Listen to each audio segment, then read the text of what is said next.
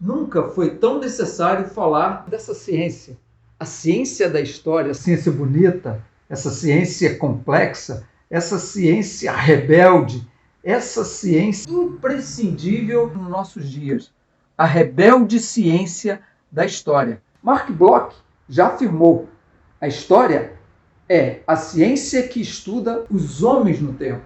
E a incompreensão do presente nasce fatalmente da ignorância do passado. Vamos para mais uma viagem pelos infinitos caminhos do tempo?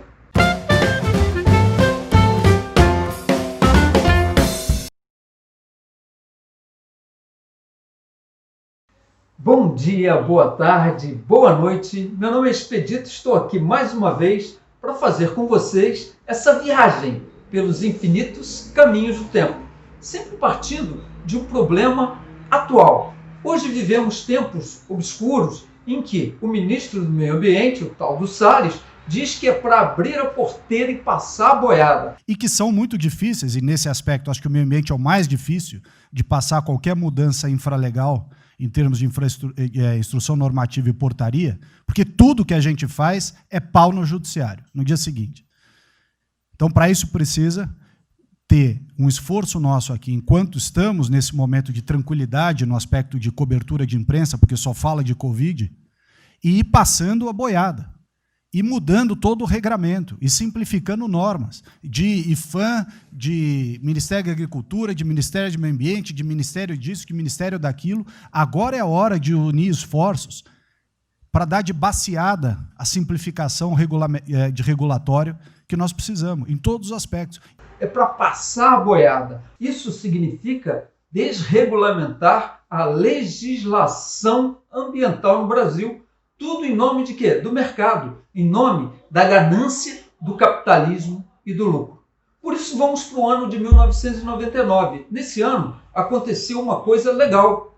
O dia 27 de maio passou a ser considerado o Dia Nacional da Mata Atlântica. E por isso vamos falar desse bioma brasileiro tão rico, tão maravilhoso. Essa data foi escolhida porque ela remete ao Padre Anchieta, lá no longínquo ano de 1560, que escreveu um documento chamado Cartas de São Vicente. Nessa carta, nesse documento, ele falava pela primeira vez das belezas das florestas tropicais do Brasil. Florestas que começaram desde muito cedo, desde a chegada do homem europeu nessa terra, a ser devastada. E é sobre isso que vamos falar a partir de agora, nessa mais uma viagem na história. Vamos lá? Vamos para mais uma aventura?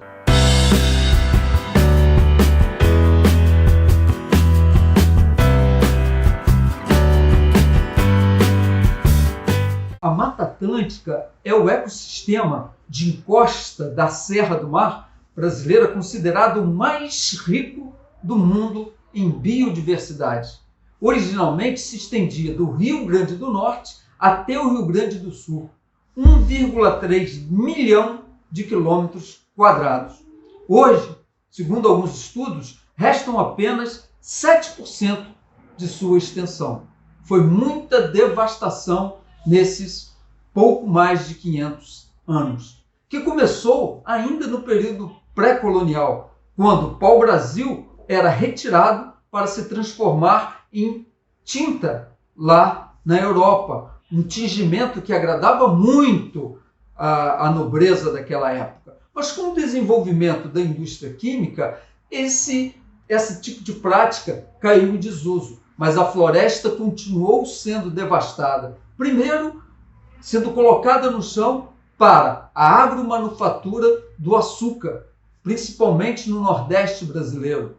Posteriormente, também no período do ouro no Brasil, continuou esse processo de devastação. E mais, aqui na região mais ao sul, com o advento da lavoura cafeeira, que foi um grande momento também de derrubada dessa floresta. Aqui mesmo, na região de Nova Friburgo, próximo, se fizermos uma pequena viagem por aqui, vamos ver vários pastos que no passado foram cafezais e que antes desse cafezais foram Mata Atlântica.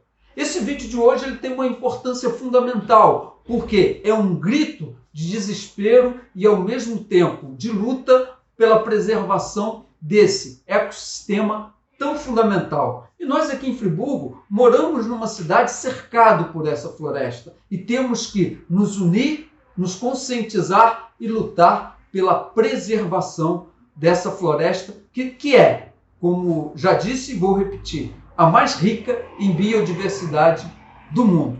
Pois é, essa devastação que iniciou no período pré-colonial e continuou no período colonial com desmatamento descontrolado, extrativismo descontrolado, queimadas, desmatamento para áreas para agricultura, principalmente cana-de-açúcar, lá no período colonial. Mesmo com a independência em 1822 e com o Império, essa devastação permaneceu. Áreas aqui no sul foram enormemente desmatadas para a cultura cafeeira. O café que durante longos anos foi o principal produto da economia brasileira. Mesmo com o fim da escravidão e o advento da República, essa devastação continuou. Hoje, nós temos apenas, como foi dito, 7% da área original. É fundamental, nos dias de hoje, que a educação contemporânea reflita a relação do homem com a natureza.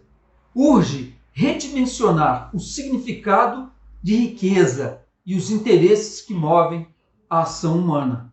Caso a espécie humana não seja capaz de rever, de redefinir seus posicionamentos frente ao universo, apenas pode ser, cedo ou tarde, a extinção. E em tempos de pandemia, é muito bom refletir sobre isso, sobre nossa relação com a natureza.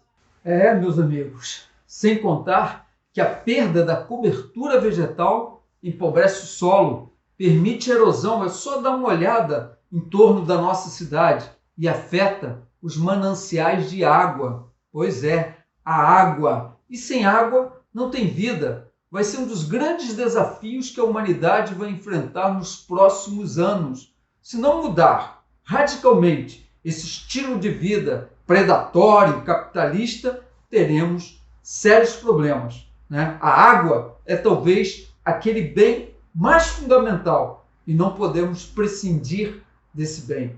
E se não protegermos devidamente as nossas florestas, não teremos futuro. Por isso que eu digo, somos o que fazemos, mas somos principalmente o que fazemos para mudar o que somos. Até um próximo tema, um próximo dia, com um próximo vídeo do mês de maio ou um outro tema qualquer. Até lá!